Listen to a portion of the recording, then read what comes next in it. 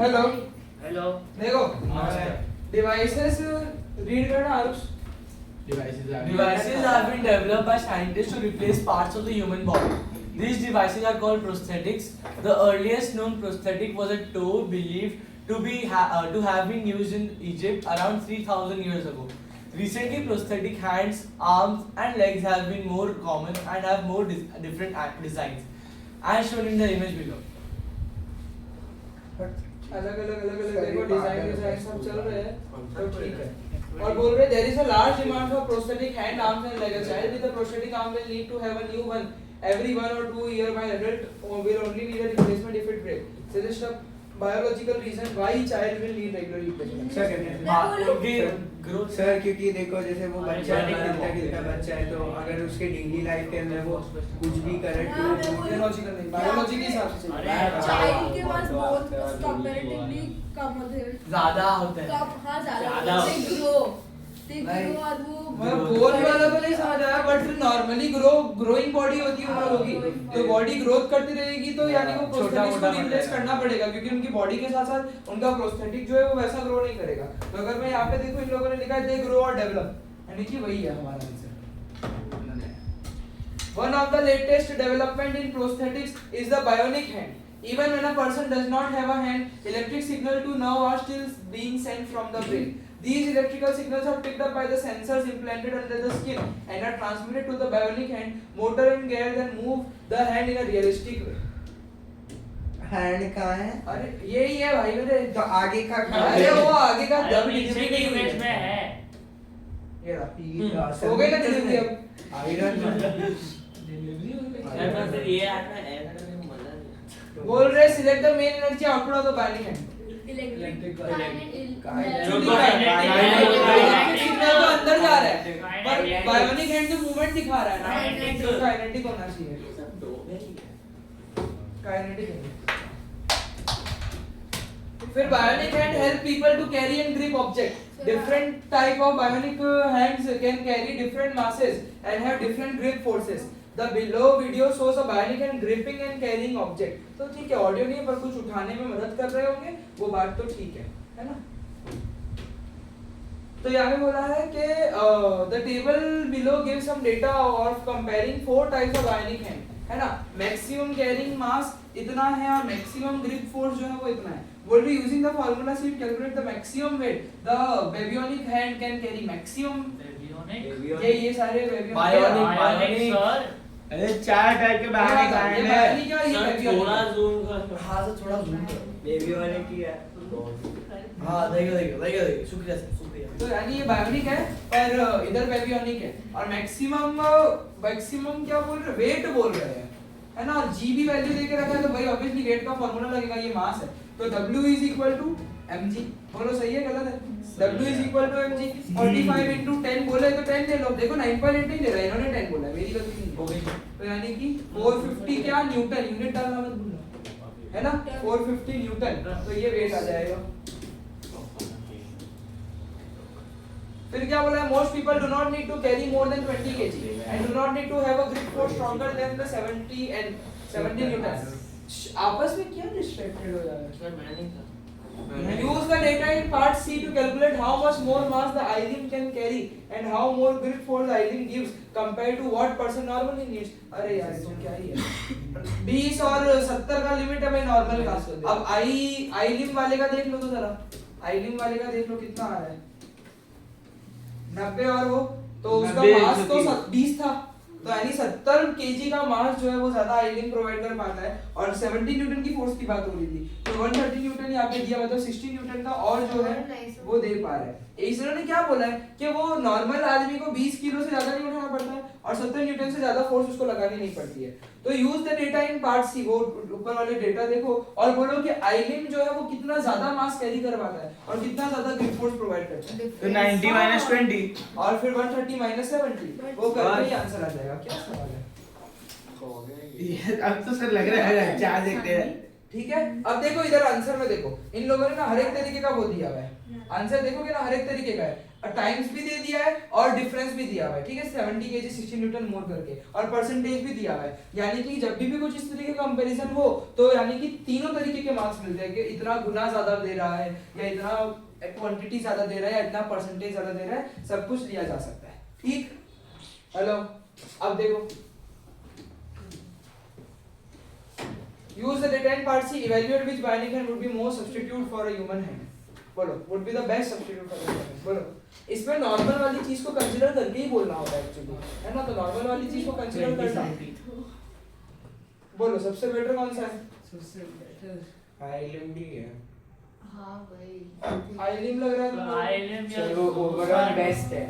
सब या तो ज़ूस हैंड, हाँ, वही ज़ूस हैंड हो सकता है, बट उसका फिर वेट में नहीं तो सर, डाउट वो आ मेरे को लग रहा है बी बायोनिक है। B bionic. और 10 से तो क्या ही फर्क पड़ता है, फोर्स तो यानी ग्रिप फोर्स से तो फर्क नहीं पड़ेगा, हाँ, जो है हमारे किससे फर्क पड़ेगा? Carrying मास। मैक्सिमम कैरिंग मास से। तो नॉर्मल लोगों में 20 kg से ऊपर उठाने की जरूरत पड़ती है तो नहीं। बी बायोनिक सही लग रहा है। क्लियर किया है, Useless, तो अब उस useless हिसाब से है। सोचा जाए तो देखो इन लोगों का आंसर देखो, क्या है? क्या है? कहाँ है? पता नहीं। अरे बताओ, आप देख के बताओ। Comparison between human hand and at least one bionic hand, कोई भी ले लो, हाँ इन लोगों ने वो बताया है कि कंपैरिजन करना है ह्यूमन हैंड के बीच में, नॉर्मल ह्यूमन हैंड के बीच में और बायोनिक हैंड के, कोई भी एक बायोनिक हैंड के बीच में। एनी एडवांटेज और डिसएडवांटेज लिखना है कि ग्रिप फोर्स स्ट्रेंथ जो है वो ह्यूमन हैंड से ज्यादा है तो डेंजरस हो सकता है, सेल्फ इंजरी हो सकती है ना? और हाई ग्रिप फोर्स से ऑब्जेक्ट भी टूट सकता है, डैमेज हो सकता है, और having a strength grip force higher than a human hand could be good for self esteem. बाप रे, क्या वो है क्या self? सेल्फ एस्टीम के लिए अच्छा लगता है। सर बॉडी तो फर्स्ट वाला नहीं देना चाहिए, तो फिर तो मेरे को लगता है बी बायोनिक वाला जो है ज्यादा बेटर है। हाँ। ग्रिप फोर्स भी बहुत ज्यादा नहीं है और थोड़ी तो चाहिए ना, नॉर्मली 20 kg से ज्यादा नहीं, लेकिन कभी कभार तो थोड़ा ज्यादा हो सकता है। तो बी बायोनिक जो है मेरे को लगता है वो बेटर है, या तो ज़्यूस हैंड जो है ज्यादा बेटर है ना? पर ये ग्रिप फोर्स इसकी बहुत ज्यादा है तो वो अच्छी नहीं है, तो फिर तो बी बायोनिक के साथ ही जाना चाहिए भाई। बी बायोनिक और मी हैंड के साथ भी जा सकते हो, कोई दिक्कत नहीं है, मतलब कुछ भी हो सकता है यहाँ पे, इन लोगों ने वो बोला है। और देखो ये लोग बोल रहे हैं conclusion based on evidence discussed, ठीक है ना? तो यानी कि ठीक ही था, इजी सवाल था, तो टाइम पास करेंगे थोड़ा, बट ऐसे ही आते हैं। हमारे जीवन से खिलवाड़ और ये आपके लिए टाइम पास है। A student has been inspired by studying prosthetic, ये पूरा ही prosthetic पे इन लोगों ने लगता है ये डाल दिया। यार बहुत बोर्डम है यार, बहुत ये लगता है साइंटिस्ट का देखो सारा फिजिक्स यूज आ रही है। काम सब करते हैं। सर केमिस्ट्री भी है। होगा होगा ही होगा। A student has been inspired by studying prosthetics in science class and they want to turn this into a service project. The student wants to use a 3D printer to produce prosthetic hands for children in the local community. These hands open and close when the child moves their wrist. Okay तो बोल रहे अरे tendon identify each part of the hand that is being replaced by the prosthetic in the diagram below. Bone, joint, tendon, किसको क्या बोलते हैं तुमको तो पता ही नहीं वो है। वाला थर्ड देखो यार, सेकंड वाला सेकंड वाला यानी Starting ये वाला। वाला रुको नीचे स्क्रॉल करो, एक ढंग की इमेज है। हां वो जॉइंट जॉइंट है। है सेकंड वाला हां डी दिखाओ इसको जॉइंट बोल दिया। हां फर्स्ट ये joint है। सी बोन है और वो तुम लोग किसको बताओ जॉइंट अच्छा रक्कड़ बक्कड़ बनते हैं वो। ए टेंडन है एग्जैक्टली ए टेंडन बी बोन है, तो वही तो सी बोला जॉइंट मैंने। है। नहीं उल्टा बोल रही है। मैंने बी जॉइंट बी बोला तो जॉइंट टेंडन है ए और बी बोन है, सी जॉइंट है। है? जॉइंट क्या होता है? जॉइंट से ना ऐसे मूवमेंट होती है, तो देखो यहाँ पे तुम यहाँ पे मूवमेंट ऐसे वो कुछ नहीं कर पा रहे हो, तो सिर्फ बेंड हो रहा है ना? जो है ऐसे मूवमेंट वो तो होनी ये चाहिए। movement। अरे यार ये एकदम वो नहीं है ना, ये वाला एरिया नहीं, थोड़ा बीच में है। हाँ? ये हड्डी है, हड्डी ये वाला एरिया है, ये जॉइंट नहीं है। ये तो ये थोड़ी मूव होगा, ये तो बेंड हो सकता है बस। तो देख इसलिए ये जॉइंट है, ये जॉइंट है, ये जो ये है ना, ये जॉइंट है या ये जॉइंट है, ये नहीं है, ये तो हड्डी है। तुम नकल से रट रहे हो तो नकल्स पे तो वो किया ही नहीं, नकल से ऊपर किया, नकल इधर है, ठीक है सर नकल से ऊपर किया, तो ये बोन है और ये जॉइंट और ये टेंडन है। टेंडन जो होता है वो क्या करता है? बोन और मसल को कनेक्ट करके रखता है। इसको क्या बोलते जॉइंट हैं? क्या होता है जॉइंट जो है वो मूवमेंट में मदद करता है। ये रक्कड़। जॉइंट जो है वो किसी चीज की बेंडिंग मूवमेंट में मदद करता है, और जो टेंडन होता है वो मसल बोन को जॉइन करके रखता है। यार यूनिट तो अपने ने खैर इतना उस तरीके से नहीं किया है। स्टार्टिंग ऑफ ग्रेड बहुत लर्न कर रहा था। देखो ये ये नकल होते हैं, इसको क्या बोलेंगे? सर आपने वो जो लड़की थी उससे स्लाइड्स बनाई हाँ, booklet थी। उससे तो पूरा कराया यार लड़की बुक भी बन उसकी तो बुक भी है मेरे पास, गेट वालों को दी थी। नहीं था। मेरे पास भी है। तुम्हारे पास स्केलेटल नहीं, मैंने इस साल 8 वालों के लिए बुक बना दी थी उस यूनिट अच्छा में। आपको बट आपने एक टेंडेंस बहुत वाला भेजा था। हाँ वो अलग से भेजा था। अरे वो गाड़ी वाली बुक मेरे पास पड़ी है। वो स्केलेटल सिस्टम अब देखो भाई, the muscle in the upper arm are called bicep and the tricep. These are referred to as an antagonistic क्या है यार ये? Antagonistic muscle pairs. और in which the muscle work to oppose each other है ना, antagonistic का भी मतलब है. Outside how this muscle work to move the lower arm upward. कैसे ऊपर खींचेंगे? बहुत बायोलॉजी की डिटेल क्वेश्चन है सर। इस तरीके से लोअर आर्म के लिए ना ऊपर खींचना। बाइसेप्स लगे। सर मिरर को देख के ही अपने आप उड़ देखो जाए। ऐसा बाइसेप्स लगे। याद है ये तो जब हम खींचेंगे ना तो ये तो टेंडन होएगा इधर, वो मतलब का क्या होता है कॉन्ट्रैक्ट, ट्राइसेप खींचेगा, बाइसेप कंप्रेस होगा। ये क्या होता है? कॉन्ट्रैक्ट होता और है। ये जो है वो सर दिखा दिखा सर और फिर दिखा। उल्टा ऐसे होगा। ये रहा। When the bicep उसको याद है। ये क्या सर क्या? When the bicep contract or suppress, जब बाइसेप कॉन्ट्रैक्ट होता है ना, ये हाथ ऊपर करना है। तो ये छोटा यानी कि ये बाइसेप होता को है। जो होता है ऊपर वाले को इसको कॉन्ट्रैक्ट करना पड़ता है। हाँ। तुम सोचो ना, तो यहाँ बाइसेप पे जो खींचना नर्व होता है। फाइबर है, ये जब खींचेगा तभी तो ये ऊपर होएगा, है ना? मेरे बाइसेप को मत देखो। यानी कि वो जब मैंने सर खींचेगा same चीज़ तभी पूछी। होगा। होने तो भी यानी चाहिए। कि ठीक है ना, बाइसेप जो है जब कॉन्ट्रैक्ट करते हैं, शॉर्टन होते हैं ना, तो ट्राइसेप रिलैक्स हो जाते हैं, तो लोअर आर्म जो है अपर मूव हो जाता है, क्योंकि नीचे के फाइबर जो है वो थोड़े रिलैक्स होने चाहिए, थोड़े और कैसे बोल सकता हूँ, थोड़े खींचे हुए होने चाहिए कि जब ये ऊपर जाए तो उसको फर्क ना पड़े। तो ऊपर के मसल कॉन्ट्रैक्ट होते हैं और नीचे के जो मसल्स होते हैं वो रिलैक्स हो जाते हैं, जिसके लेंथन हो जाते हैं, जिसके कारण ये आर्म का मूवमेंट हो पाता है। ऐसा कुछ आया अगर इतना डिटेल में तो फंस जाओगे तुम लोग। ये तो बहुत सर, ये तो easy था। अरे सर रुको तो, इन शॉर्ट वापस समराइज करो। When the bicep contract or shorten, the tricep relaxes or lengthen, so the lower arm move upward. ऐसे ये तो ना दिमाग का क्वेश्चन है। शॉर्ट से समझ गए थे ये तो लॉजिक है, इसमें नहीं आया। दिमाग का ही तो है। ये तो लॉजिक है, ये कहाँ से वर्ड्स। सर तो मैं बस इतना शब्द। सर मुझे नहीं समझाना शब्द था, डाउन। हिंदी में आता तुम है। यही बोलो कि when we भाई have साइड में moved the move the arm upward करके, तो हमें जो ऊपर की मसल्स है ना, उसको इस आर्म के नीचे वाले पोर्शन को पुल करना पड़ेगा, खींचना पड़ेगा। यानी कि जब हाथ को ऊपर करना है ना, तो जो ऊपर वाली मसल्स है उसको क्या करना पड़ेगा, और हम मसल्स तो पूरे बाकी के हैंड से भी कनेक्टेड है, तो उसको इस हैंड को ऊपर की तरफ से खींचना पड़ेगा। यानी कि जो बाइसेप मसल है, हैंड के ये पार्ट होगा, मसल्स देख, ये मसल्स है, ये मसल्स है, मेरा हाथ ये मसल्स है, ये खींचेंगे तभी तो ऊपर आएंगे। ये खींचेंगे, ज्यादा मेरे मुंह से कोई निकल जाएगा, जबरदस्ती नाटक करेगा। इससे ये मेरे को आसान है। तो यानी जब इसको खींचेंगे ना, तो ये क्या हो जाएगा, ऊपर आ जाएगा। तो यानी कि जो ऊपर के बाइसेप्स के मसल है ना, उसको कॉन्ट्रैक्ट करना पड़ेगा, और एट द सेम टाइम जो नीचे के मसल है उसको थोड़ा रिलैक्स या लेंथन करना पड़ेगा। हाँ करना है कि ऊपर वाला मसल जो है इसको ऊपर करूँ। तो ऐसे करना है। तो उल्टा उल्टा। ऐसे कर लो। हाँ मतलब उसको बोल रहा हूँ मैं, वो बोल रहा है इधर से वो करो, इधर से हो ही नहीं सकता। सर ये मुझे लंबा लंबा है। मसल्स कनेक्टेड होते हैं, तो जब मैं अपर आर्म के मसल्स पे स्ट्रेन डालूंगी और कॉन्ट्रैक्ट होगी जब वो, तो it will pull lower arm also. ऊपर की तरफ बेंड करूंगी तो लोअर आर्म के मसल्स भी साथ में सर तो ऐसे करते ये कांटेक्ट होता है, ये रिलैक्स हो जाता सर लोअर आर्म है। फिर जब ये ऐसे रखते हैं तो फिर भी ये रिलैक्स हो जाता है। वो आपस से कॉन्ट्रैक्ट होगा। वो जब तू ऐसे ऐसे करता है ऐसे तो पीछे आ गया। एक समझ लेना कि इलास्टिक रबर है, जब खींचेगा तो बड़ा हो जाएगा, जब नॉर्मल कर देगा तो छोटा हो जाएगा। तो ऐसे बड़ा हो गया। छोटा होगा, जब ऐसे किया तो नीचे वाला बड़ा होगा, ऐसा। चलो भाई, a prosthetic hand does not react to heat in the same way as human hand. In the human body, the nervous system can react automatically to a stimulus. This is called reflex. है ना, ये तो reflex action है। अरे, So explain what ये happen कितनी बार at यार। each stage when your hand touches something on it। तो The skin ये The thermoreceptors detect the तो heat or skin और whatever. receptors, तो यानी जो थर्मोरिसेप्टर होते हैं वो क्या करते हैं, इनको डिटेक्ट करते हैं, स्टिमुलस रिसेप्टर वो इंफॉर्मेशन तो कहाँ भेज देंगे, सेंसरी न्यूरॉन। सेंसरी न्यूरॉन उसको हमारे सेंसरी एरिया से कहाँ तक लेके जाएगा, वो हमारे स्पाइनल central nervous system का स्पाइनल और फिर कॉर्ड मोटर न्यूरॉन जो है इंस्ट्रक्शंस या मसल्स इंफॉर्मेशन को को देखता है ताकि वो कॉन्टैक्ट या इफेक्ट करके लेकर रिलैक्स जाएगा। इन्होंने दिया ही नहीं, इनके हिसाब से जाना है, तो इन लोगों ने नहीं दिया तो फिर कोई बात नहीं। तो मोटर न्यूरॉन जो है वो इंस्ट्रक्शन या इंफॉर्मेशन को क्या करेगा, इफेक्टर तक लेके जाएगा, यानी मसल या ग्लैंड, इसको इफेक्टर बोलते हैं।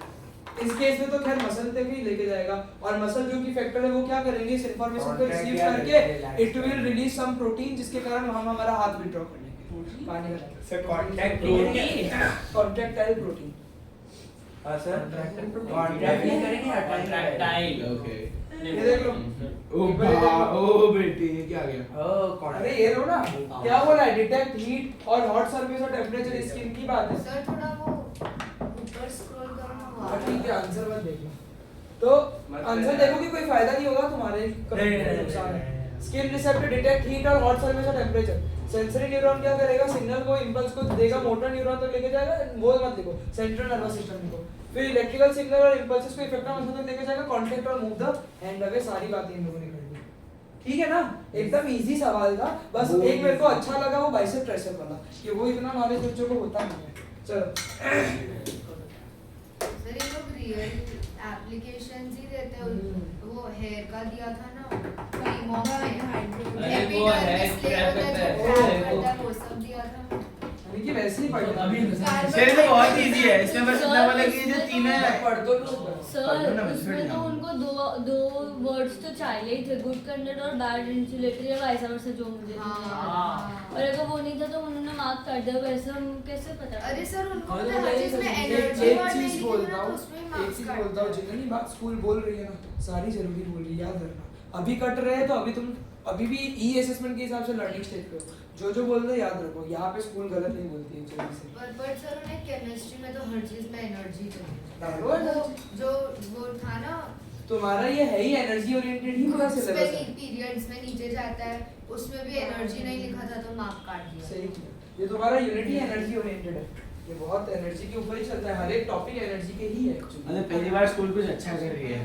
और हम उसको बुरा समझ रहे हैं 3D printed hands are often made of ABS वो एक्रा जो भी है ये और this plastic is resistant to impact and high temperature the structure of 3 reactant used to make is इतना अब यहाँ पे क्या बोल रहे हैं state the element in ABS तो A में तो कार्बन हाइड्रोजन नाइट्रोजन है सर इसको नोमेनक्लेचर कैसे देंगे कार्बन हाइड्रोजन और नाइट्रोजन ये एलिमेंट ABS में इसके नोमेनक्लेचर नहीं आएंगे नहीं मतलब ऐसे तो आएंगे ना ABS वाला समझा नहीं सर ABS ओ तो इन सब में कार्बन हाइड्रोजन और कार्बन हाइड्रोजन ये मतलब तीन ही एलिमेंट है ABS में कुल मिला के कार्बन हाइड्रोजन और नाइट्रोजन सर लास्ट में है ना क्या बोल रहे हैं नोमेनक्लेचर करवा दोगे आप state the formula for styrene molecule ये कोई क्या दिक्कत है? नहीं अरे भाई ये रहा मेरे भाई कितने कार्बन है गिनो ना 1 2 3 4 5 6 7 8 तो C8 और 1 2 3 4 5 6 7 8 H8 डबल बॉन्ड है ना पर कितने सारे हैं वो भी तो देखो एक होता है तो वो CnH2n प्लस CnH2n वाला चलता है सर पानी भी दे इतने सारे डबल बॉन्ड है तो फिर ये हाँ, जो फिर शादी से CnH अरे उसमें मजा सर नहीं ये पानी सर मेरी आ गया मेरे को दे अबे मेरे को लगा इधर क्या हुआ सर जैसे कि आप सब देख सकते हैं 1 2 3 4 5 6 सर लेकिन नोमेनक्लेचर करवा तो इजी टॉपिक सर आप थोड़े पढ़े लिखे हो तो आपको आता है हमें नहीं आता क्या कर रहा है क्या नहीं करना पागल है क्या सर आपकी मासी आएगी ना कुछ छाऊ मासी सैंड भी नहीं आ रही बेचारी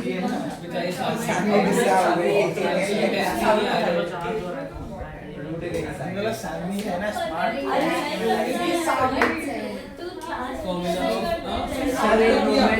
करो बैलेंसिंग करो नोटबुक निकालो सबको बैलेंसिंग क्रिकेट के पढ़ाई क्या यार इस सवाल में तो लोगों को ऐसा होता है नोमिनेटर को तो वापस करना तो हो जाएगा वो हाँ रे सेम समय बस यहाँ पे 4 के जगह 2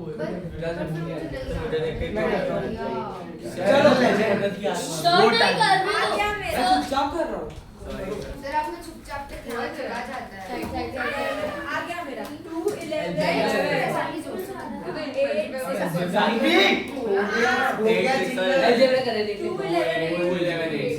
सर ये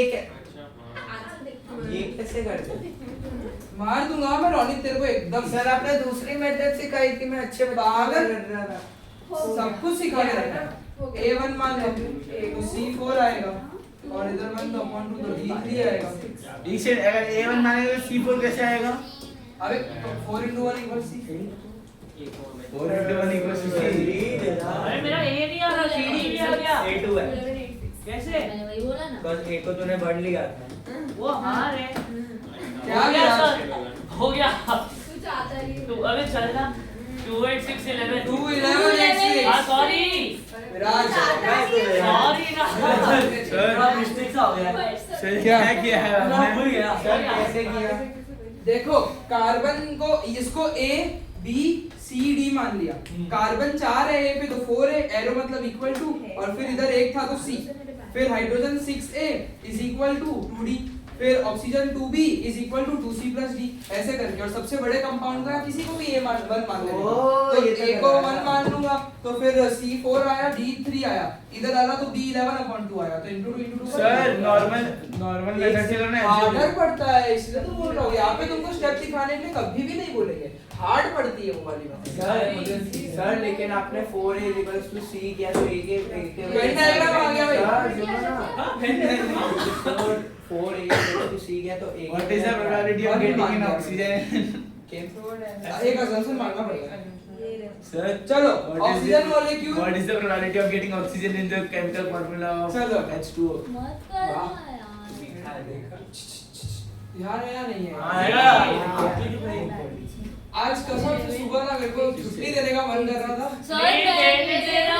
मैं बता मैं 9:20 पे व्हाट्सएप पे तुम्हारा ग्रुप खोला।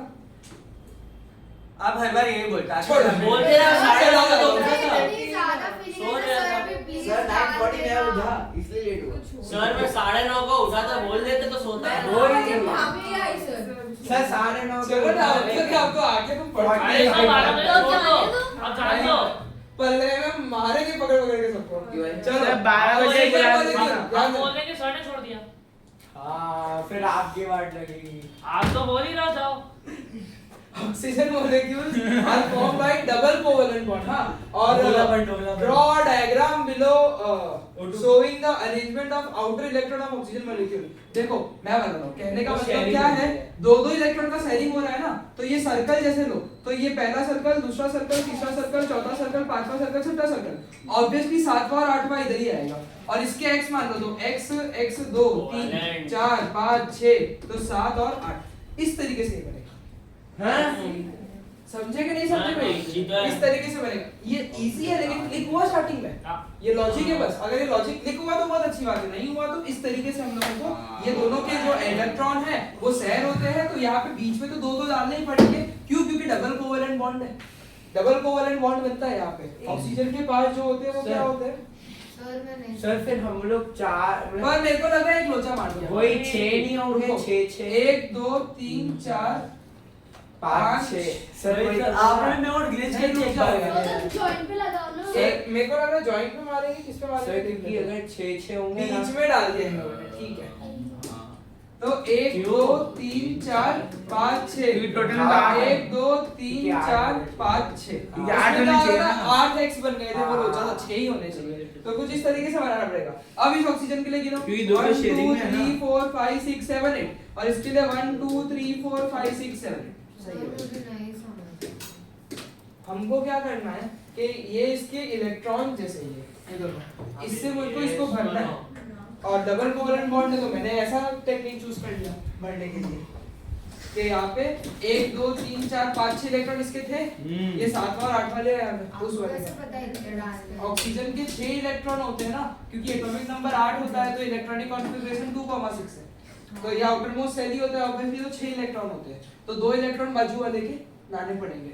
तो कुछ इस तरीके से कर सकते हैं, ठीक।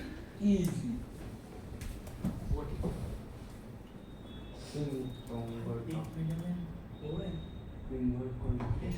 चलो chemistry. Our climate is changing as more carbon dioxide is being released into the atmosphere. As CO2 enters water, it forms carbonic acid, है ना? हमने इसके तो खैर रिएक्शन भी देखे। बोलो, ये सब चीज हमने की है अगर तुमको ध्यान हो तो। CO2 enter the water तो CO2 plus H2O। बोलो हमेशा H2CO3 बनवाया कि नहीं बनवाया? क्या कार्बोनिक एसिड जो रिएक्शन लिखवाता वो आएंगे कि नहीं आएंगे? तो H2SO3 भी होता है ना, वो सल्फ्यूरस SO3 ये शिकायत है तेरे को मैंने मैं मुझे पता है चुप रहो ना, सेम चुप रहे। हाँ चुप रहे हाँ जबरदस्ती का अगर वो करना है ना तो मजा नहीं आएगा ना, चिलू तो रहने दो ना। अब देखो ocean acidification happen when pH of ocean water drop below it's normal value of 8.41। Normal pH 8.41 होता है, normally ocean water is basic, पर यहाँ पे अगर इससे भी कम हो जाता है ना तो it is known as ocean acidification. तो और नीचे जाएगा अगर pH तो इसको ओशन एसिडिफिकेशन बोलेंगे। अब ये लोगों ने हमें क्या बोला, हम समझने की कोशिश करते हैं। Ocean acidification will have an impact on biodiversity. Shellfish such as sea snail in a water rely on calcium carbonate to build their cell. As the water become more acidic, their cell react with the carbonic acid and become thinner and more brittle. तो कच्चे हो जाएंगे और पतले हो जाएंगे तो भाई नुकसान हुई कोई। देखो ये हो रहा है। तो ocean acidification will have an impact on biodiversity. अच्छा वो तो पढ़ लिया। ये रही फोटो हमारी। A student planned an experiment to model the effect of increasing acidity of ocean water on shellfish. Criterion B लग रहा है क्या? They use hydrochloric acid to increase the acidity of sample of ocean water and studied the change in mass of the cell immersed in the water. अगर ये cell का मास कम हो रहा है ना तो मतलब वो ब्रिटल और थिन हो रहा है। तो मेरे को तो अगर मैं पहले से ही मेरी हाइपोथेसिस मार दूं तो जैसे जैसे एसिडिफाई होता जाएगा, यानी जैसे जैसे ओशन वाटर का पीएच कम होता जाएगा वैसे वैसे मास भी कम होता जाएगा। पीएच कम होगा यानी एसिडिफाइड होगा, वैसे वैसे ही मास भी क्या होते जाएगा, कम होते जाएगा शेलफिश का, क्योंकि वो तो ब्रिटल और थिन हो रहे हैं। तो यानी कि मेरा ये की है। अब एनिमेशन दिखा रहे हैं ये लोग, देखो कुछ इस तरीके से है ना। ये 100 सेंटीमीटर क्यूब ही है। ऑब्वियसली इसमें हम लोग क्या करने वाले, बोलो सेंटीमीटर क्यूब मतलब ml ही होता है ना, सेंटीमीटर क्यूब तो मतलब ml ही होता है। तो ये वॉल्यूम देके रखिए 100 ml जितना मुझे लगता है ये ओशन वाटर यहाँ पे दिया हुआ है और इन लोगों ने HCl डाला और देखो ये pH मीटर है इनके पास। This is called pH meter. PH meter भी होता है। हाँ pH मीटर भी डिजिटल हाँ। होती है। तो यानी कि इन्होंने HCl ऐसे ड्रॉप बाय ड्रॉप डाले ऑब्वियसली, वरना तो बहुत एक्सोथर्मिक रिएक्शन हो जाएगा। हमने ये भी समझा था, देखो मैं कांसेप्ट कनेक्ट करूंगा थोड़े इधर उधर के भी। तो हमने ये भी समझा था कि एसिड और पानी को मिलाना एक हाईली एक्सोथर्मिक रिएक्शन है। अगर तुम एसिड में सीधे पानी डालते हो तो इतनी ज्यादा हीट रिलीज हो सकती है कि तुम्हारा बीकर ब्लास्ट हो जाएगा, हाईली एक्सोथर्मिक। तो इन्होंने भी देखो सही मेथड ही यूज की कि पानी में एसिड डालो ड्रॉप बाय ड्रॉप, और ये पीएच मीटर से इधर थोड़ी स्टीयरिंग भी हम कर सकते हैं, हमारी इच्छा है। तो वो तो केमिस्ट्री का मैंने तुमको वो वाला कांसेप्ट बताया। अभी यहाँ पे तो ये लोग ड्रॉप बाय ड्रॉप HCl डाल रहे, स्टेप 2 वहां पे दिया हुआ है। और स्टेप 3 में देखो pH मीटर 7.2, देखो 5 ड्रॉप है, 4 ड्रॉप, 3 ड्रॉप, 2 ड्रॉप, 1 ड्रॉप, पता नहीं कौन सा कांसेप्ट कौन सा क्राइटेरिया है पर है। तो ये ऐसे कैसे हुआ? अरे ज्यादा एसिडिक होगा तो pH कम होगा ना भाई, मैंने अभी तो बात की थी हमने। अच्छा अरे तो देखो यहाँ पे 1 ड्रॉप में ऐसा है, 2 ड्रॉप में ऐसा है, तो ज्यादा एसिडिक जहाँ पे हो रहा है यानी एसिड की मात्रा जहाँ पे ज्यादा है वहाँ पे pH क्या देखने मिला मुझे, कम देखने मिला। इस तरीके का ये मुझे देखने मिल रहा है। और स्टेप 3 में क्या, अब वो जो सेल उसके अंदर डाले हैं क्या इन लोगों ने, सेल अभी तक डाले नहीं है लेकिन पता नहीं क्या करते थे animation. So how the student set up their experiment. Shell के मास इन लोगों ने इनिशियल मास सेल रिकॉर्ड कर रहे हैं है ना, इनिशियल मास रिकॉर्ड किया 8.2 ग्राम आया, फिर उसको किसी एक वाले उसमें बीकर में क्या कर दिया इन लोगों ने, डाल दिया, उसमें इन लोगों ने डाला। उसके बाद हमें बोल रहे देखो ये कुछ इस तरीके से सब में इन लोगों ने डाला 1.2 ग्राम मुझे लगता है सबके होंगे है ना। अब उसके बाद वो देखेंगे ना आफ्टर 24 आवर्स जब मेजर किया तो 6.3 ग्राम हो गया, मतलब 24 घंटे तक इन लोगों ने रखा। उसके बाद इन लोगों ने क्या कर दिया, मेजर कर दिया 1.8 ग्राम। हाँ सबका अलग अलग 1.8 ग्राम जो भी है सबका अलग अलग आने वाला है। सर इन्होंने तो इन लोगों ने चलो सबसे पहले तो हजार सिंबल, जैसा कि तुम्हारे स्कूल ने शुरुआत में लगा दिया था, कि कौन सा हजार सिंबल है बोलो तो दिख ही नहीं रहा। है ना, ये इतना क्लियर नहीं है लेकिन करोजी भी है। हाँ कोरोजी कोरोजी भी है, सर ये नहीं आता। कोरोजी ये अभी तक नहीं सिखाया हमको ये में सर। आई भी थिंक सो टॉक्सिक Flammable तो ऐसा होता है, वो flame दिखता हाँ, है ये उसका। सर टॉक्सिक होगा सर रेडियोएक्टिव नहीं होगा। Sir toxic sorry corrosive Google पे सर्च किया मैंने। करोजी भी है। लो अरे हाँ जी सर सर ये साइंस हाँ ये भेज दे, ये मिशन एसिड डाल दे। ये हजार सिंबल हमने जो पिछला वाला ये असेसमेंट किया था उसमें भी था ना ये कोई हाँ। मतलब हाँ याद है। हाँ उसमें तो वो irritant formulate a testable hypothesis for the student if then because. देखो जैसे मैंने बोला था वो लोग सामने से इफ देन बिकॉज़ लिख के देते हैं, तो तुमको इफ देन बिकॉज़ ही फॉलो करना पड़ेगा, यहाँ पे तुम बच ही नहीं सकते। तो यहाँ पे आई प्रेडिक्टेड वाला ऐसे मतलब दूसरा वाला वे नहीं चलता है। तो इफ बोलो क्या बना सकते हैं? Volume of HCl increases the natural. If the volume of HCl increases या more drops of HCl are added to the water, then There has to be the pH level of the solution. pH तो नहीं मास को देख Mass of रहे हैं। If the pH decreases, then the mass will also decrease because फिर हाँ, वो मतलब because mass कब में होगा? देंगे ना कि Because बिकॉज में that- लिख दोगे हाँ बिकॉज में ना तुम लोगों को ऊपर से चुराना पड़ेगा बिकॉज में लाना पड़ेगा कि as the sea shell will react with the acid present in the water it will lead to brittleness and thinness of the क्योंकि दूसरे कंपाउंड के साथ रिएक्ट करने की वजह से उसका लॉस इन मास हो रहा है क्योंकि कोई दूसरा कंपाउंड बन रहा होगा कोई दूसरा कंपाउंड बन तो रहा वापस होगा बोलना hypothesis। the reason अच्छा एक चीज अगर मेरे को एक चीज देखनी है क्या ऐसा बोला था सी सेल CaCO3 से बना है हाँ वो ऐसा बोला था वैसा ही कुछ तो बोला तो, था। तो तुम अगर बिकॉज में ये लाइन नहीं डालते तो मैं तो मार्क्स काट दूंगा कि because CaCO3 will react with HCl and देखो ये मेटल कार्बोनेट अगर एसिड के साथ रिएक्ट करता है तो CaCl2 बनेगा और साथ में CO2 और वाटर भी बनेगा तो ये वाटर और CO2 जो है ये सब निकल जाने वाले हैं। और बचेगा क्या CaCl2 बचेगा जिसका मास क्या रहेगा कम रहेगा तो ये रिएक्शन भी डाल सकते हो है ना और ये सिलेबस का रिएक्शन है सीखा हुआ है हम लोगों ने कि मेटल कार्बोनेट जब एसिड के साथ रिएक्ट करता है तो सॉल्ट बनाता है कार्बन डाइऑक्साइड और वाटर बनाता है salt plus water क्या होता है सिर्फ? कार्बन डाइऑक्साइड बनता है तो सी कहाँ गया फिर कार्बोनेट में ना है ना तो यानी कि कुछ ऐसा कहानी है अब हम लोग इन्हीं का भी आंसर पढ़ ही लेते कोई दिक्कत वाली बात तो है ही नहीं देखो if acidity of water increases या more acid of the water is increases या greater number of drop of acid were added या pH of water decreases कुछ भी लिख दो अगर ऐसा मैं कर रहा हूँ then there will be greater decrease in mass ये लाइन अच्छी है ये ना अपने ने जितनी लाइन डिस्कस की ना ये वाला वर्ड नहीं आया greater decrease in mass तो वो वर्ड यूज करो कि there will be greater decrease in mass or the mass of the cell will decrease because more calcium carbonate react with the acid ocean water या rate of reaction of calcium carbonate of the cell and the acid ocean water is greater faster increases there is more vigorous reaction इसकी वजह से ऐसा हो रहा है और एक बहुत अच्छा आंसर अगर बनाना हो तो ये रिएक्शन का सेट हो गया वो रिएक्शन का मेंशन कर सकते हैं क्योंकि सिलेबस का ही रिएक्शन है ना तो और स्ट्रांग आंसर बनेगा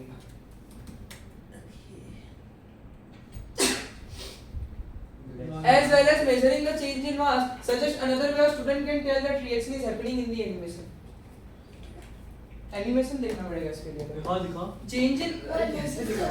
चेंज इन मास अगर हो रहा है मतलब ऑब्जर्व करके कैसे पता करूं कि रिएक्शन हो रहा है तो CO2 के बबल्स अरे सर वो pH का इंडिकेटर दिखाएगा ना pH रिएक्शन हो रहा है रिएक्शन विगरसली हो रहा है तो यानी कि मास कम हो रहा है तो भी मुझे पता तो चला कि रिएक्शन हो रहा है लेकिन और कौन सी चीज है सानवी ध्यान दे और कौन सी चीज है तो बबल फॉर्मेशन क्योंकि कार्बन डाइऑक्साइड बन रही है तो कार्बन डाइऑक्साइड के बबल्स जो है वो ज्यादा देखने मिलेंगे यहाँ पे हम लोग इतना अच्छे से पता नहीं कर पा रहे हैं क्योंकि एनिमेशन नहीं है बट ये आंसर हो सकता है और उन्होंने भी वही दिया है मेरे हिसाब से बबल्स या मेजर द pH चेंज वो भी एक अच्छा रीजन है कि pH अगर ज्यादा चेंज हो रहा है मतलब ज्यादा विगरस रिएक्शन है और वो बबल्स किसके हैं भाई CO2 रिएक्शन से पता चलेगा suggest two variable that the student should control बोलो एक तो वो Volume of hydrogen and type of C cell volume of water hydrogen अरे सॉरी और टाइप ऑफ सी सेल के मास ऑफ सी यार मास तो इनिशियल मास मास सेम थोड़ी हो सकती है इनिशियल मास सेम लो ना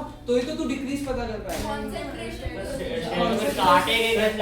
HCl और कंसंट्रेशन गिर डालना जो दो चीज एकदम साफ दिख रही है वही ले लो कि जो वाटर एक वो है और दूसरा जो है वो क्या है volume of water initial mass of shell time duration हां ये भी एक अच्छा पॉइंट है time duration the shell are in water और टेंपरेचर ऑफ वाटर इनिशियल ये तो ठीक है ये तो और सोचने वाली टाइप बात ऑफ हो C जाती है। cell नहीं होगा बहुत सारे C cell आते हैं कोई लंबे वाले एक जैसे ही छोटे आते वाले हैं आते हैं वो मास का खेल हो गया बात टाइप मत डालो टाइप क्या होगा मैं पता टाइप क्या होगा कि एक सेल कैल्शियम कार्बोनेट का बना है दूसरा कोई और कंपाउंड का बना है पर सारी कैल्शियम कार्बोनेट की तो टाइप गलत है जो रोनी तू बोल रहा है लंबा छोटा होता है वो मास है वो टाइप नहीं है तो वो मास है ये सारे पॉइंटर को पता रखना पड़ेगा तुमको अब बोलो और and the equipment they should use to control them एक मेजरिंग सिलेंडर वेइंग स्केल और वेइंग स्केल दोनों लिख दो ध्यान दे रहे हो कि नहीं दे रहे हो? तुम्हें ध्यान है ना?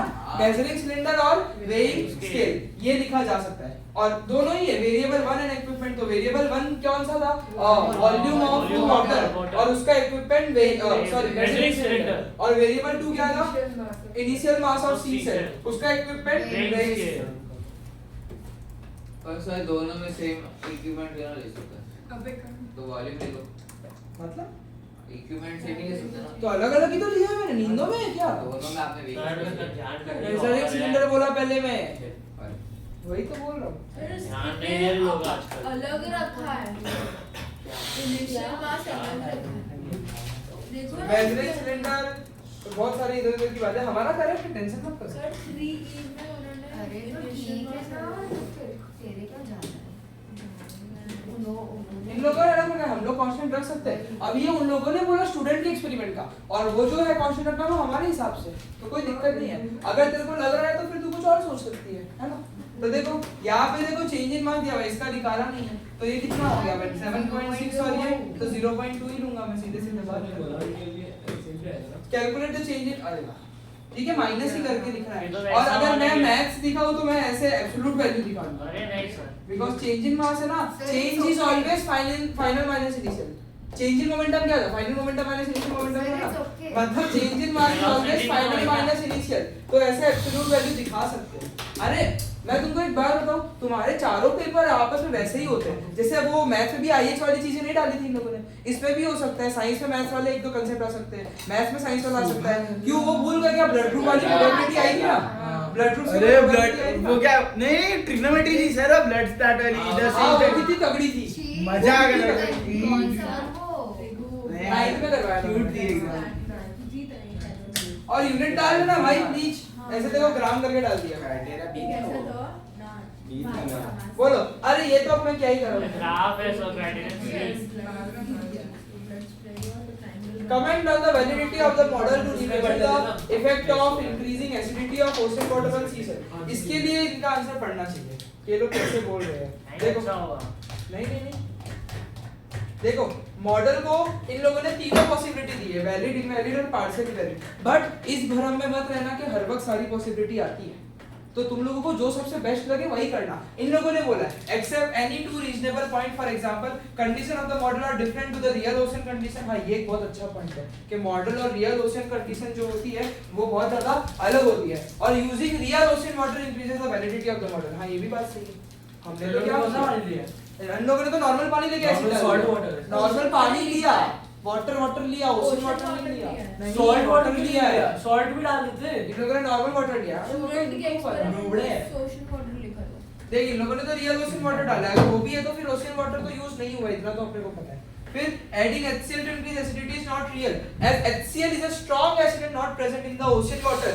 ये बहुत अच्छा पॉइंट है, यही सबसे अच्छा पॉइंट है कि HCl नहीं आता है, वहां पे कार्बोनिक एसिड आता है जो कि वीक एसिड है, और HCl जो है स्ट्रॉन्ग एसिड है। वहां पे दिया है कार्बोनिक एसिड। ऊपर ही तो हमने बोला था कि CO2 पानी में मिल जाता है, नहीं कार्बोनिक एसिड भी दिया था कि कार्बोनिक एसिड के कारण एसिडिटी बढ़ जाती है। तो ये सबसे बड़ा पॉइंट है कि HCl इतना स्ट्रॉन्ग एसिड है, उसके कारण चेंज इन मास वगैरह निकालना, और कार्बोनिक एसिड के कारण यार ध्यान देना, कार्बोनिक एसिड के कारण वो होना अलग है। और using real cell increase the validity of the model, इसका क्लैरिफिकेशन मुझे नहीं पता कहां पे दिया है कि रियल सेल यूज हुए नहीं हुए, सेल तो यूज हुए तो पता नहीं, कोई बात नहीं। तो मेरे हिसाब से अगर मैं बोलूं ना, मेरे को ना ये थर्ड वाला पॉइंट सबसे ज्यादा अच्छा लगा और फर्स्ट वाला पॉइंट सबसे ज्यादा अच्छा लगा। सेकंड भी ठीक है पर फर्स्ट और थर्ड मुझे बहुत अच्छे लगे। कौन सा वाला? थर्ड वाला कि HCl को यूज किया है ना, वीक हमें बोला था कि कार्बोनिक एसिड बनता है, CO2 पानी में डिसॉल्व हो जाता है तो ओशन एसिडिफिकेशन होता है, तो कार्बोनिक एसिड के कारण उनका वो थिन हो रहा है, तो कार्बोनिक एसिड एक वीक एसिड है जबकि HCl एक स्ट्रॉन्ग एसिड है, तो आप इतना स्ट्रॉन्ग एसिड यूज नहीं कर सकते हो, इसके कारण सही आंसर नहीं मिलेगा। और प्लस ओशियन वाटर में HCl जाता ही नहीं है कभी, ओशियन वाटर में HCl की मात्रा होती ही नहीं है, वहां पे सिर्फ और सिर्फ कार्बोनिक एसिड की मात्रा होती है, यानी वो बहुत, ये सबसे स्ट्रॉन्ग पॉइंट है। नहीं, validity of the model setup method तो बोला जा सकता है, लेकिन मॉडल मतलब एक बार सेटअप जो किया है कि तुमने कौन सा पानी लिया, तुमने क्या क्या मटेरियल लिए वैसा, तो मॉडल मतलब सेटअप मटेरियल को देखते हैं। क्लियर हुआ ये? तो मैं तो इसको बोलूंगा क्या इनवैलिड या पार्शियली वैलिड ही बोल सकता हूँ मैं, है ना। तुम लोग मेरे हिसाब से पार्शियली वैलिड की तरफ जा सकते हो क्योंकि पीएच वगैरह मेजर करके मास वगैरह मेजर करके ऐसे उन लोगों ने बताया है बराबर। तो यानी ऐसे उनके स्टेप्स ठीक है, पर इनवैलिड या पार्शियली वैलिड दोनों ही सही आंसर माना है। डाउट लग रहा है कुछ? बढ़िया सवाल है ये सब। फिर देखो, suggest what additional step the student could have taken before weighing the cell in step 5 that could improve the accuracy of the measurement। बोलो क्या रुको एक एक्स्ट्रा स्टेप क्या? उसमें से जितने भी वो भी क्या उसमें वो सैंड वैंड होता है सब कुछ निकाल दो उसमें। सर पानी है ना, ऐसे भी मतलब पानी को ड्राई कर दो। देख लिया ना तूने, सच बोलना। इसलिए नहीं किया। इन लोगों ने बोला है कि ड्राई द सेल बिफोर रीवेइंग। एक ये है कि कुछ पानी का शायद प्रेजेंस हो जिसके कारण उसका मास जो है वो हो सकता है, तो एक इंप्रूवमेंट ये कर सकते हैं। ये कैसे है? पर बहुत स्पेसिफिक इंप्रूवमेंट है। इनिशियली भी अच्छे से क्लीन करके। पर इन लोगों ने बोला है कि before weighing. Okay sir, okay. Step फंस गया सी स्टेप 5 है ना। हाँ तो इनिशियल फाइनल दोनों में से कुछ भी हो सकता है।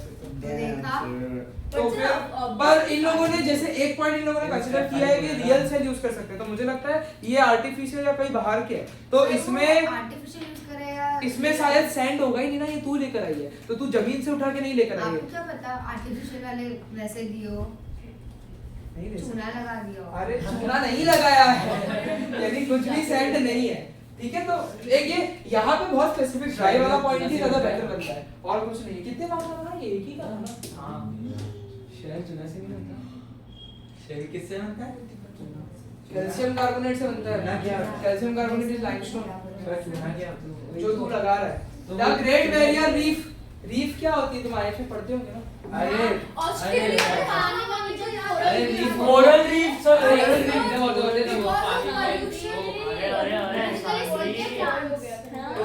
तो the Great Barrier Reef is the world largest coral reef of the coast of Australia. Ocean acidification is impacting the Great Barrier Reef ecosystem.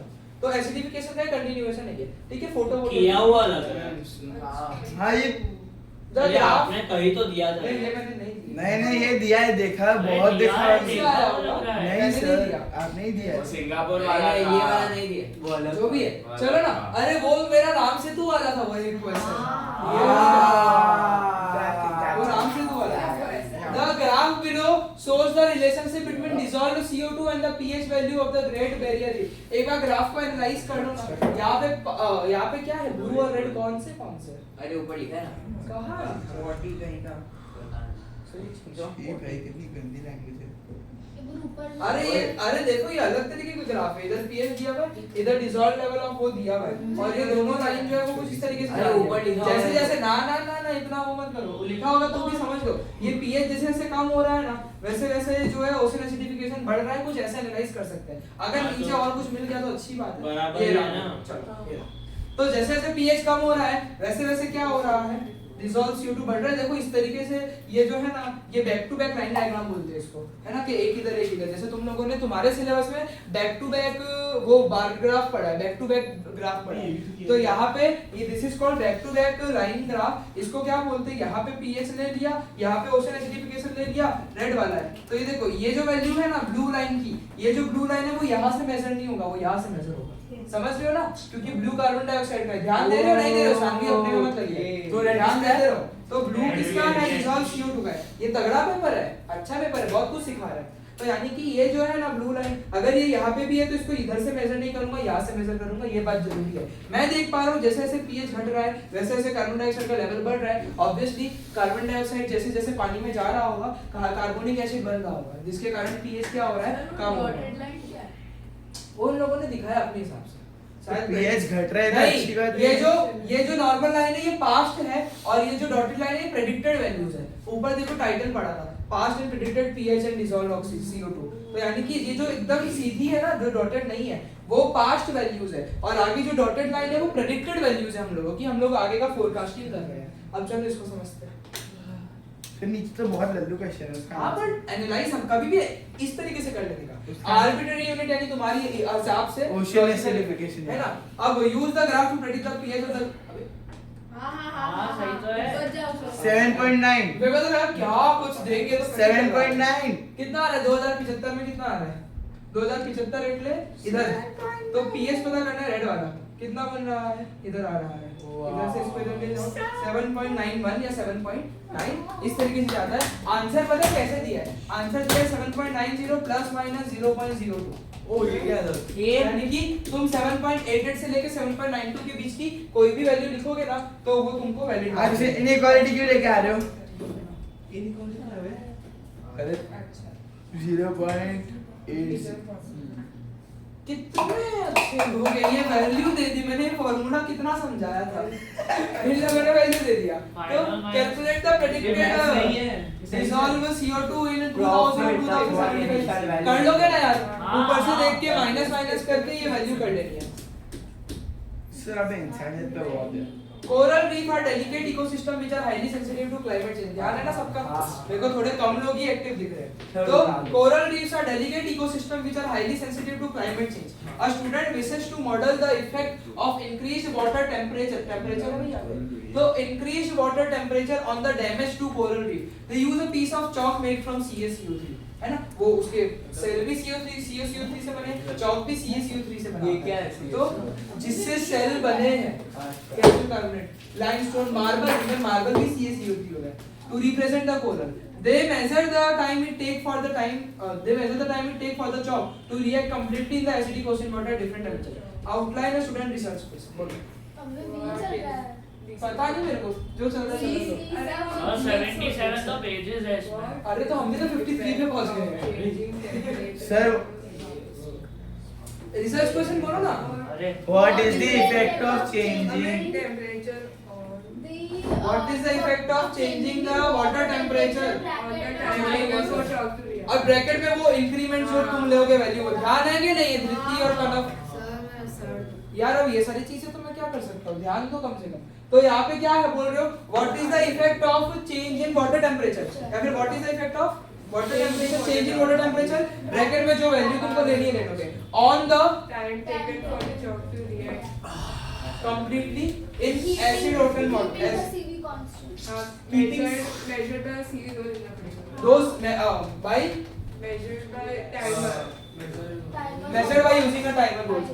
keeping the something constant. volume what is the effect of changing the increased water temperature on keeping the mass of chalk and volume of water constant. एकदम बराबर बोला। sir तो चूना ये बोल सकते हैं what is the effect of changing the increased water temperature on the damage to coral reefs when represented by तेरे एक्सपेरिमेंट में तू कोरल रीफ नहीं ले रहा है, तेरे एक्सपेरिमेंट में तू चॉक ले रहा है। नहीं damage to coral reef when represented by CaCO3 गलत, चॉक ही ले।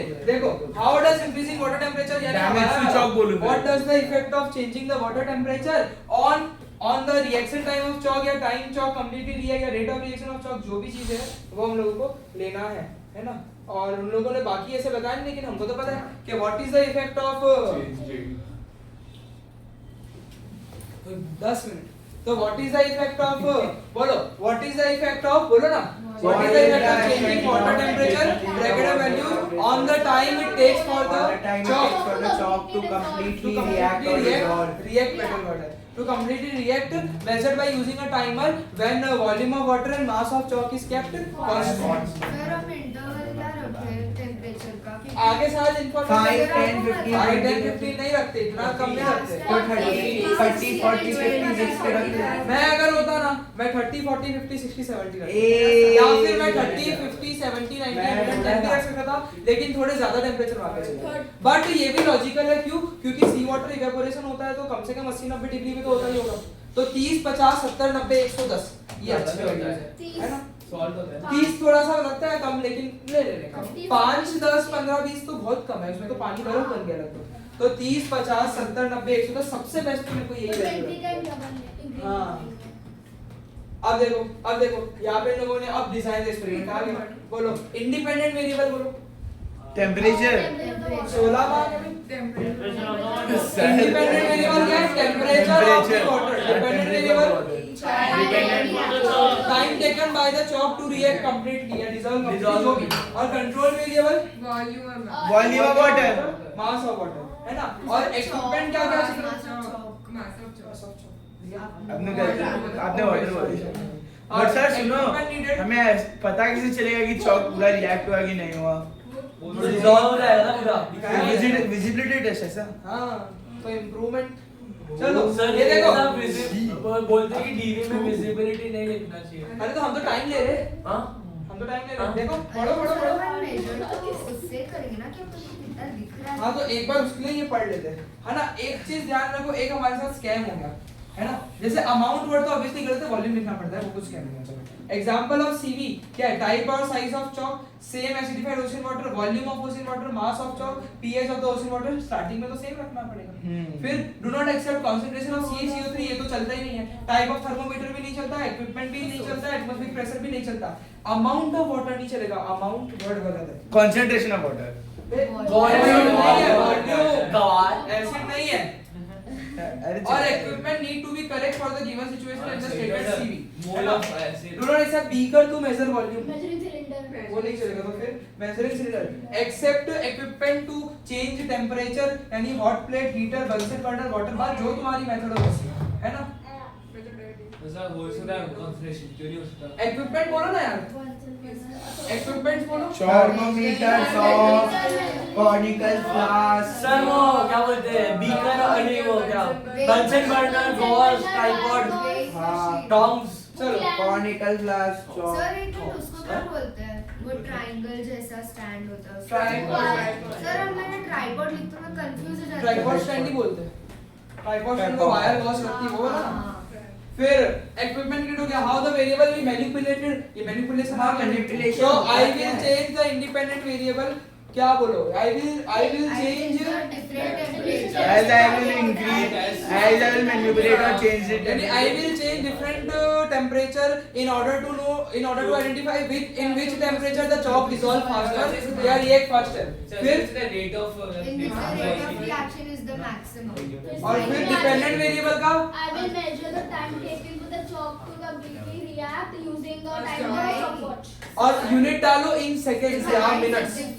डिफरेंट चॉक डिफरेंट टेम्परेचर में डिफरेंट रेट में हाँ, रिएक्ट वो करता better है, है। वो लिखेंगे। वो बेटर है कि ऐसे तो मैं लिखूंगा आई विल मेजर, और फिर उसके बाद लिखेंगे मेजर द सेम। एक बार स्टार्टिंग से बोल दे फिर इसको बोल बोल बोल। अरे मैं बोलूं फिर? बोल बे। I'll measure the time taken for the chalk to completely dissolve at different temperatures using a timer or stopwatch to obtain values in seconds. different chalk dissolve at different rate and different temperatures. Okay, which will be measured by using an चलेगा। Chalks are different पहले time वाला मत लिखो। पहले different chalk वाला लिखो, पहले सही बोल डिफरेंट रहे हो। टेम्परेचर पे डिफरेंट रेट पे डिसॉल्व होंगे। और फिर which will be measured by using a timer or stopwatch और यूनिट डालना मत भूलना इन सेकंड। टाइमर स्टॉपवॉच सही नहीं लग रहा क्योंकि डिसॉल्विंग रेट टाइमर से थोड़ी ना। नहीं जब गायब हो जाएगा तो टाइमर बंद कर देंगे और कुछ नहीं अच्छा ओके। है ना। फिर बोल रहे controlled variable, I will keep this variable constant throughout the experiment in order to get more reliable and accurate data, ये तो ठीक है।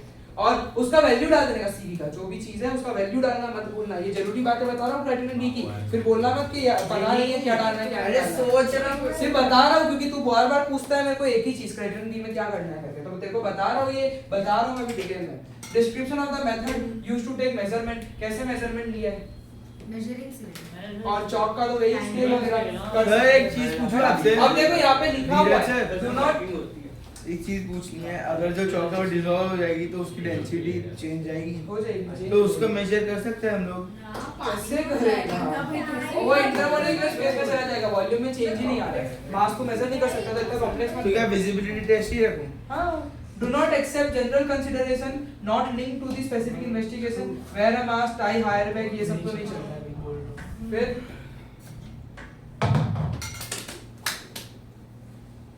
सेफ्टी प्रिकॉशंस बोलो, वेयर रबर ग्लास को बर्न ना हो जो जब हम तो वो चलेगा। और एक और बोल दो और बंद कर सर सेफ्टी ग्लासेस है। बंसन बर्नर से दूर रहिए। हैंडल एक जैसा ही हो गया ना, वो तो रबर ग्लव हीट ना हो और बंसन बना कुछ rubber glove handle heat glassware क्या विद बोल रहा केयर, है? Handle glassware with care.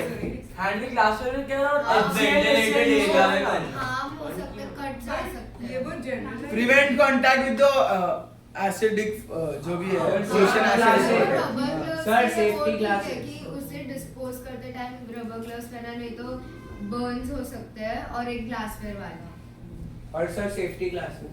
चलो Safety पूरा glasses पूरा में मेथड बोल स्टेट सकता। नहीं करना था ना, थोड़ा जल्दी करना पड़ेगा, मैम भी आ गए हैं। क्या रोक दूँ अब इतने पे? रोक है ना, मैम भी बाहर बैठे। Bye, sir.